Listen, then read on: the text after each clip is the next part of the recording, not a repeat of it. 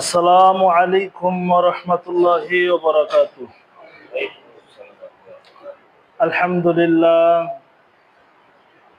আলহামদুলিল্লাহি নাহমাদুহু ওয়া নাস্তাঈনুহু ওয়া নাস্তাগফিরুহু ওয়া নু'মিনু বিহি ওয়া নাতাওয়াক্কালু আলাইহি ওয়া নাউযু বিল্লাহি মিন শুরুরি আনফুসিনা ওয়া মিন সাইয়্যাতি আমালিনা।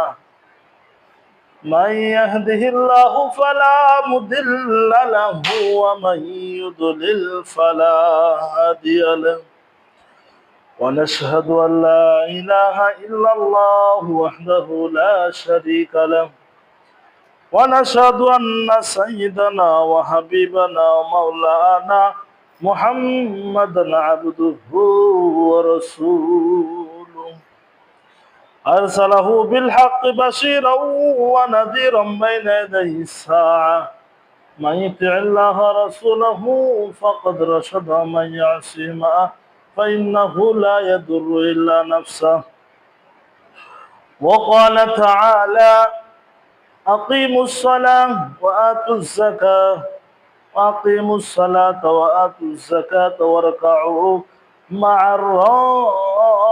الراكعين আলহামদুলিল্লাহ, আল্লাহ পাকের দরবারে লাখো কোটি শুকর সুযোগ যে মহান আল্লাহ পাক আমাদেরকে পবিত্র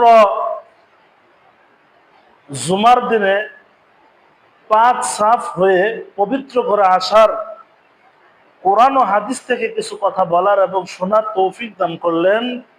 এই জন্যই আমরা সে আল্লাহ পাকের দরবারে শুকরিয়া আদায় করি, বলেন আলহামদুলিল্লাহ। আমরা আরো বেশি শুকরিয়া আদায় করি যে মহান আল্লাহ পাক আমাদেরকে সুস্থতার সহিত, সুস্থতার নিয়ামত আল্লাহ আপনাকে আমাকে দান করে মসজিদে মুয়াজ্জিন যখন আজান দিয়েছেন আল্লাহু আকবার আল্লাহু আকবার, সবচেয়ে আল্লাহ বড়, এই বরত্বকে প্রাধান্য দেওয়ার জন্য সকলে আমরা আগে আগে মসজিদে চলে আসছি। আল্লাহ আমাদেরকে কবুল করেছেন, এই জন্য আমরা আরেকবার শুকরিয়া আদায় করি, বলবেন আলহামদুলিল্লাহ। আমি পবিত্র কোরআন থেকে একটা আয়াত তেলাওয়াত করেছি, সূরা বাকারা আয়াত নম্বর 43। ওয়াকিমুস সালাতা ওয়া আতুজ যাকাতা ওয়ারকাউ মা'আর রাকিঈন।